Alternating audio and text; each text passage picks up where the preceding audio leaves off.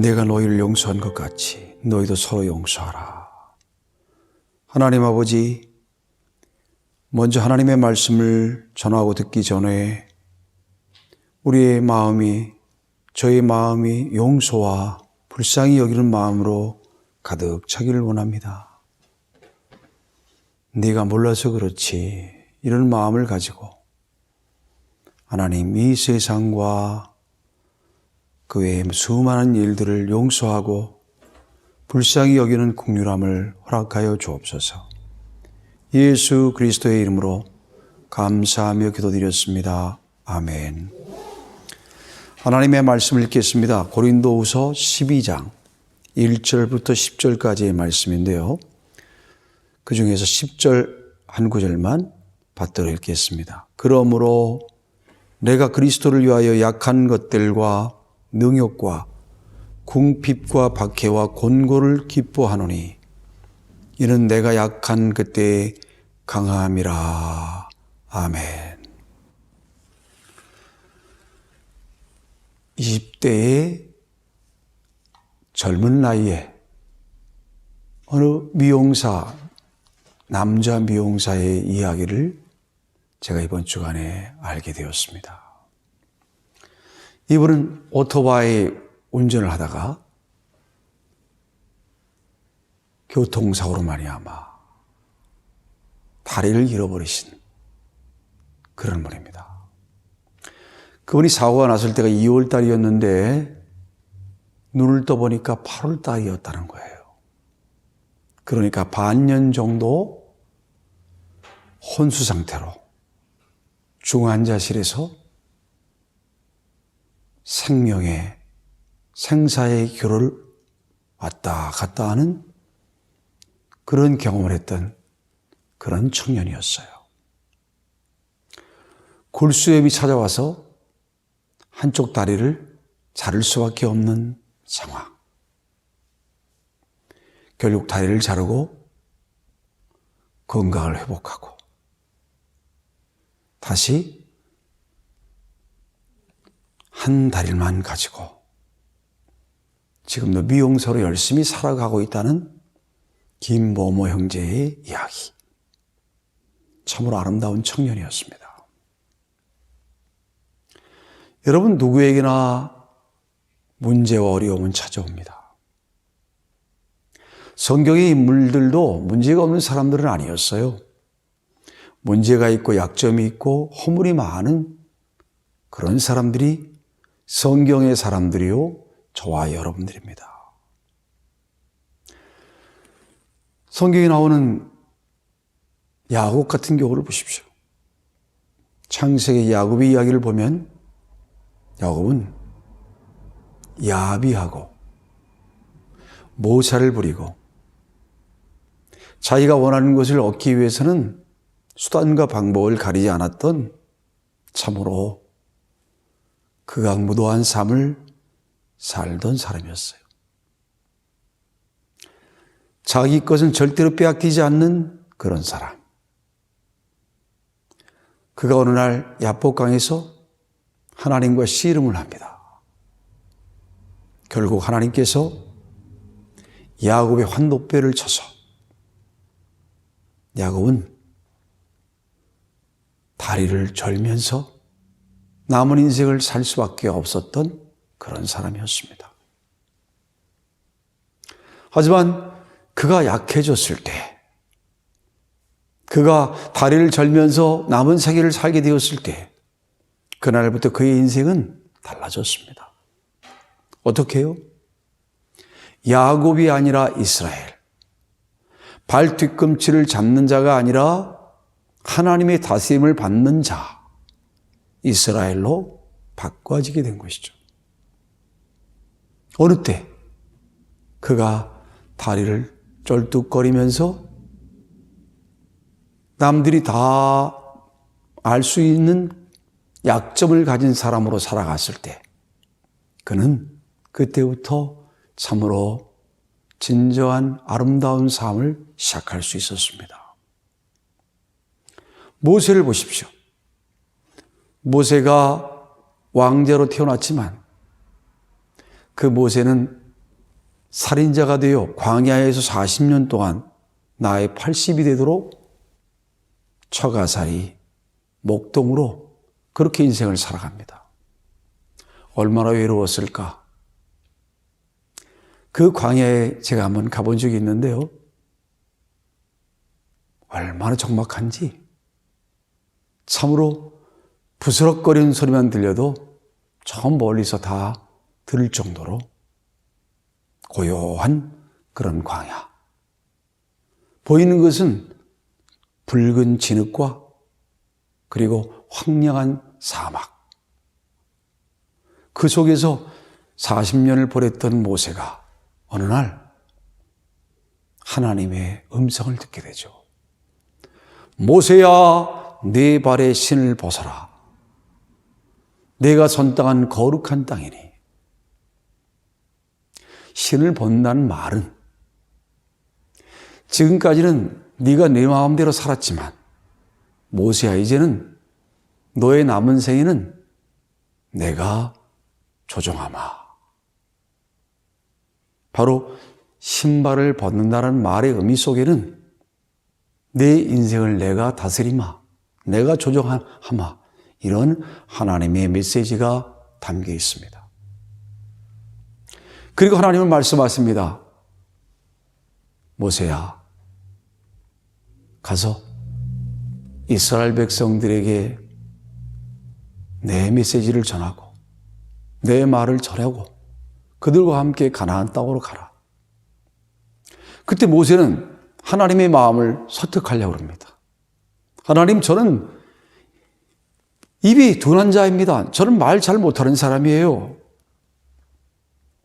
하나님께서는 그러한 모세에게 은혜와 능력을 주시죠.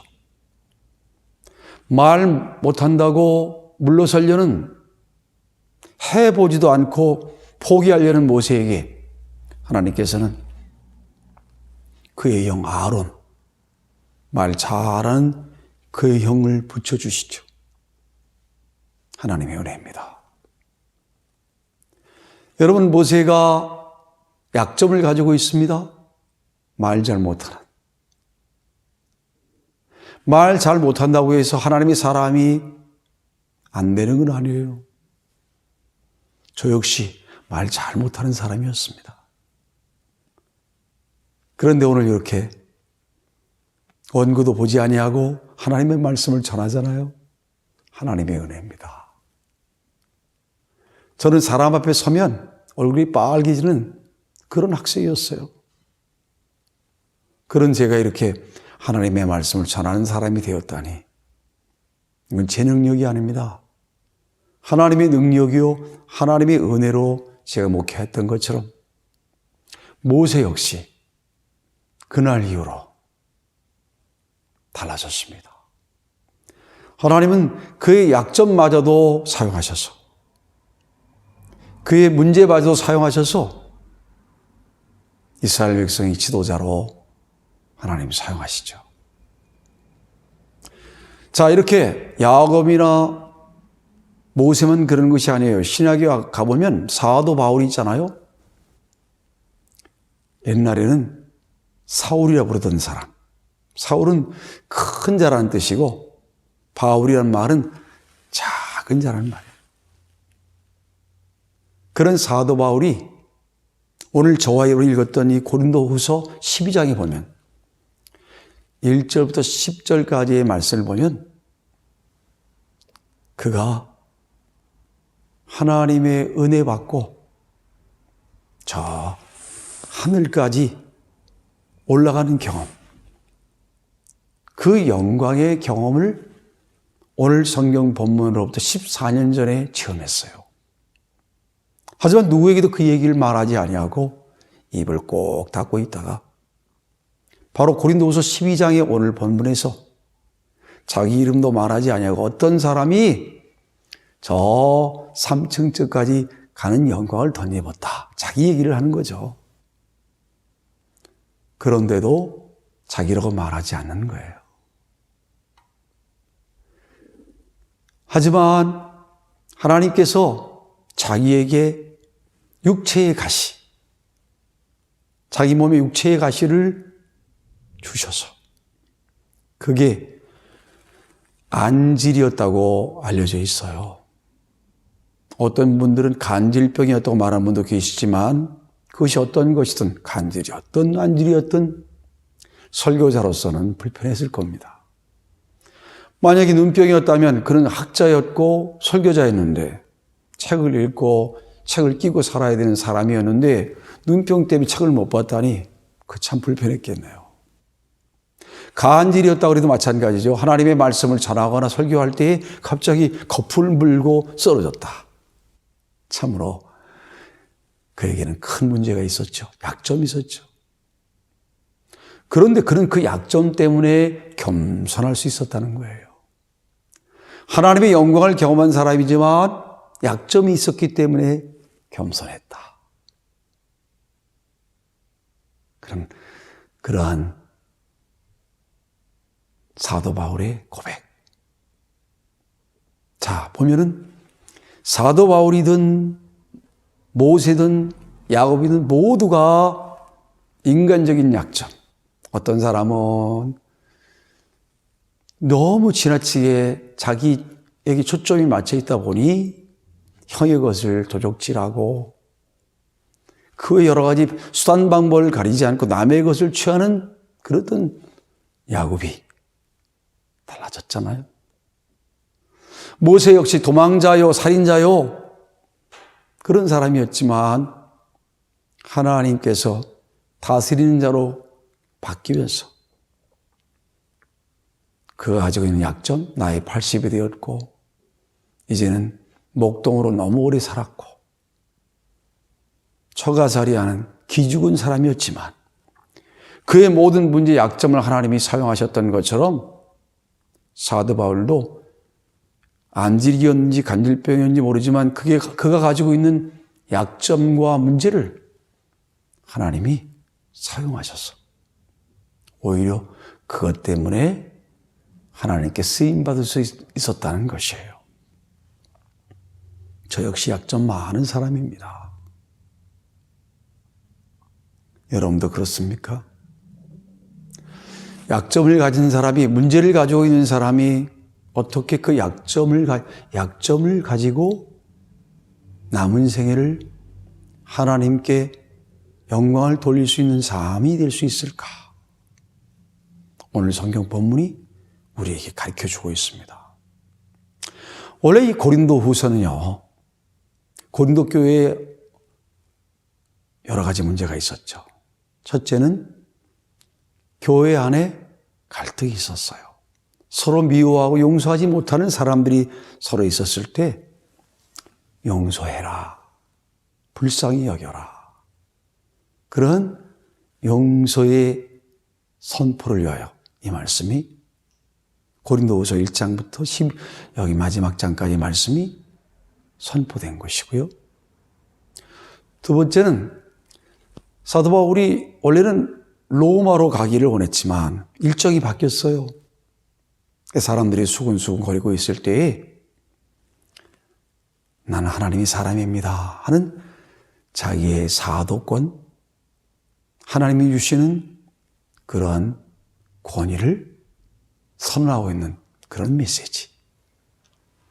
또 하나는 기근과 어려움으로 말미암아 중동의 여러 지역에 많은 사람들이 고생하고 있을 때 이 고린도 교회 교인들에게 구제헌금 합시다 하는 헌금의 동료, 용서하는 사람이 되도록, 그리고 흔들거리는 교회의 여러 가지 성도들의 마음을 다잡으려고 기록한 말씀, 바로 위로와 격려의 메시지가 고린도후서입니다. 요즘도 위로가 필요하지 않은 곳은 없어요. 어떤 가정, 어떤 개인, 누구든지 모두가 위로와 격려가 필요합니다. 저 역시 위로가 필요해요. 여러분도 위로가 필요하죠? 저 역시 격려가 필요합니다. 여러분도 격려가 필요하죠? 그런데 우리에게는 약점이 많아. 그 약점이 잘 안 고쳐지죠. 어떤 사람은 화가 자꾸 그렇게 많이 나버리고, 화가 나면 꼭대기까지 올라가고, 어떤 사람은 너무너무 인색하고, 어떤 사람은 여자에 약하고, 어떤 사람은 술에 약하고, 어떤 사람은 또 권세에 약하고, 이런 수많은 것들이 있는데 그게 모두가 약점이죠. 그런데 약점이 있다고 해서 포기하지 마세요. 야곱이나 모세나 사도 바울이나 얼마든지 자기의 약점 때문에, 문제 때문에 포기해야 할 만한 이유들이 있었어요. 하지만 해보지도 아니하고 포기하는 어리석은 사람 되지 아니하고 하나님을 바라봄으로, 자기를 바라보면 자기 연민에 빠져요. 우리는 원래 약점이 있기 때문에 나를 봐야 별 볼 일 없어요. 눈을 들어서 하나님을 바라보는 믿음을 갖는 겁니다. 그 하나님을 바라본다는 말이 무엇일까요? 우리의 약점을 바라보지 않고 하나님을 바라본다는 것은 그것이 사도 바울이었던, 모세였던, 야곱이었던, 여러분과 저였던, 여러분과 저는 이렇게 해야 합니다. 저를 따라해 주실까요?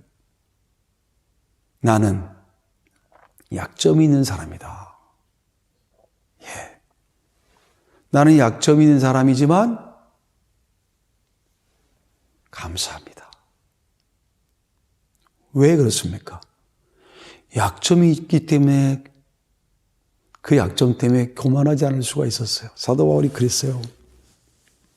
여기 보니까 제가 한번 읽어볼게요. 7절에 보니까 여러 계시를 받은 것이 지극히 크므로 너무 자만하지 않게 하시려고, 교만하지 않게 하시려고 내 육체의 가시, 내 육체의 약점을 주셨다는 거예요. 곧 사단의 사자를 주셨으니 이는 나를 쳐서 너무 자만하지 않게 하려 하심이라. 교만하지 않게 하려고. 여러분과 제가 약점이 있기 때문에 내가 약점 있는 사람이구나. 그래서 겸손할 수밖에 없는 거예요. 우리가 완벽하다면 겸손할 수 있겠습니까? 그래서 하나님께서는 우리를 아시고 각자에게 약점, 문제, 어려움을 허락하셨어요. 그런데 그 약점을 너무 큰 높은 산으로 보지 마세요. 태백산맥같이, 소백산맥같이, 저 백두산이나 한라산같이 너무 높아서 나는 넘을 수 없어. 이렇게 여러분과 제가 해보지도 아니하고 포기하지 마세요. 내 문제가 백두산이나 한라산과 같다, 태백산맥과 같다, 그렇게 여기면 여러분과 제가 한 걸음도 전진할 수 없어요. 하지만 믿음의 눈으로 그 태백산맥 같은 우리의 약점과 문제, 어려움, 실패가 다 사람들이 알죠. 우리가 어떤 문제가 있는지, 약점이 있는지, 우리가 어떤 실패를 했는지, 그것을 태백산맥처럼 생각하지 말고 믿음의 눈으로 여러분과 제가 한 걸음씩 올라가는 거예요. 자기를 바라보지 말고, 사람도 바라보지 말고. 그래서 한 걸음씩 올라가다 보면 산의 정상에 올라가요. 마치 낮은 언덕을 올라가는 것처럼 태백산맥 같은 높은 산봉우리를 작은 언덕같이, 마치 제주도에 있는 오름같이, 오름은 작은 언덕들입니다. 저 올라보니까 쉽게 오르겠더라고요. 여러분과 저의 약점, 어려운 문제, 우리가 믿음의 눈을 가지고 다시 출발하면 여러분과 저의 문제는 오히려 여러분과 저의 인생을 아름답게 하는 귀한 선물이 될 것입니다. 그래서 우리는 우리의 문제, 우리의 어려움, 우리의 약점을 하나님, 저는 약점 있는 사람입니다. 이렇게 인정하고 하나님께 그래서 제가 겸손하게 되었습니다 하고 감사하십시오. 인정하고 감사하세요. 난 약점 없는 사람이야.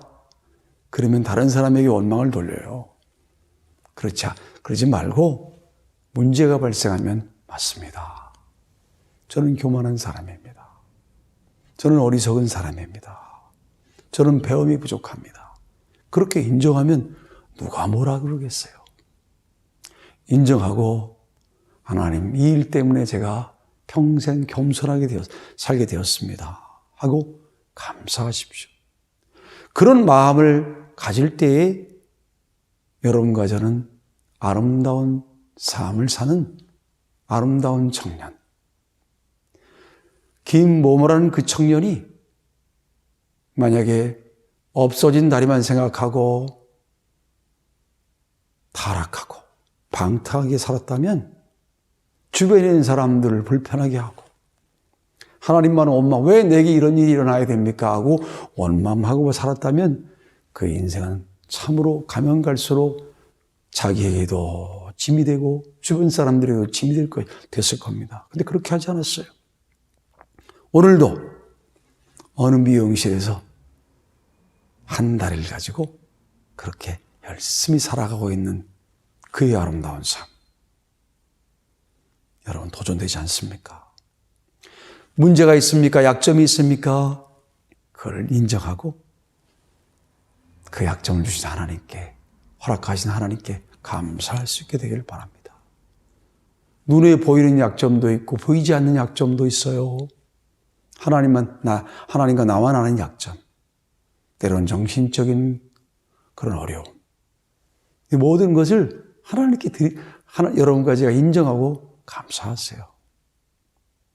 두 번째는 우리가 가지고 있는 그 어려움, 우리의 약점, 우리의 문제를, 고통을 하나님께 드리는 거예요. 하나님, 제 문제를 하나님께 드립니다 하고 여러분과 제가 하나님의 손에 올려놓는 겁니다. 여러분과 저의 남은 인생을 하나님의 손에 올려놓는 거예요. 우리의 약점도, 약점만한 나의 인생도 하나님 여기 있습니다 하고 올려놓으면 하나님께서는 깨진 그릇 같은, 오늘 이 종이컵 같이 약한 그러한 그릇 같은 인생도 하나님의 손에 올려놓으시면 하나님은 귀하고 아름답고 선하게 사용하시는 분인 걸 믿으시기를 주님으로 축원합니다. 세 번째로는 여러분과 제가요, 참으로 나의 약점을, 나의 문제를, 나의 실패를 딛고 일어서서 아름다운 인생을 사는 세 번째 비결은요, 여러분과 제가 하나님이 나의 주변에 주신 나의 이웃들을 섬기는 것입니다. 여러분, 이웃이 누구냐고요? 나의 도움이 필요한 사람이 나의 이웃입니다. 이웃을 너무 어렵게 생각하지 마세요. 여러분 자기 연민에 빠져서 자꾸 자기만 보지 말고 밖으로 나가보세요. 그래서 고통하는 다른 사람들의 말을 귀담아 들어보세요. 어떤 사람은 돈 때문에, 어떤 사람은 자기의 질병 때문에, 어떤 사람은 가족 문제 때문에 이렇게 괴로워하는 그들의 탄식 소리와 고통 소리에 귀를 기울여 보세요. 그리고는 여러분과 저의 형편에 맞춰서 그들의 고통에 10분의 1이나마 100분의 1이나 아니 10,000분의 1이나마 100,000분의 1이나마 그 일에 동참해 보세요. 그러면 바로 그것이 하나님이 기뻐하시는 일입니다. 나를 돌아보지 말고 나 말고 내 이웃, 나의 도움을 필요로 하는 그 사람을 섬기는 겁니다. 나는 돈이 없어요. 돈 말고도 얼마든지 섬길 수 있어요. 그의 탄식을 들어줄 수도 있고 같이 눈물을 흘릴 수도 있고 그럴 때 여러분과 저의 인생은 아름다워질 것입니다. 참으로 이 겨울에는 슬픈 소식이 참 많이 들립니다.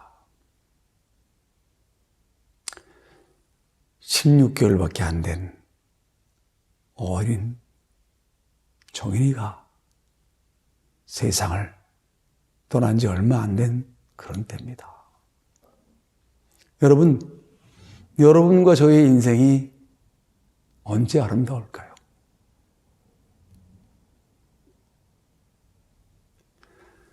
바로 정말 나의 도움이 필요한 그에게 손을 내밀고 달려갈 때, 그럴 때 여러분과 저의 삶이 의미 있는, 이 땅에 여러분과 제가 온 목적을 이루는 그런 아름다운 삶이 될 것입니다. 이 나라에 다시는 그런 슬픈 이야기가 없도록 약할 때 강한 나라 될 수 있도록, 약할 때 정말 강한 가정 될 수 있도록, 약할 때 정말 강한 인생 되려면 나의 약점을, 나의 문제를, 나의 실패를 감추지 말고 그걸 하나님과 사람 앞에 인정하고, 그리고 그걸 하나님께 드리고,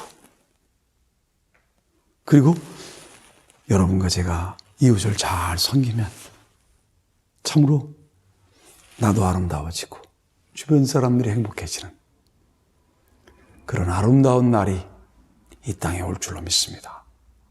기도하겠습니다. 하나님 아버지, 참으로 많은 선남 선녀들이 아이를 출산하고 있습니다. 낳았으면 키워야죠. 어떻게 돼선 내가 낳았으면 키워야죠.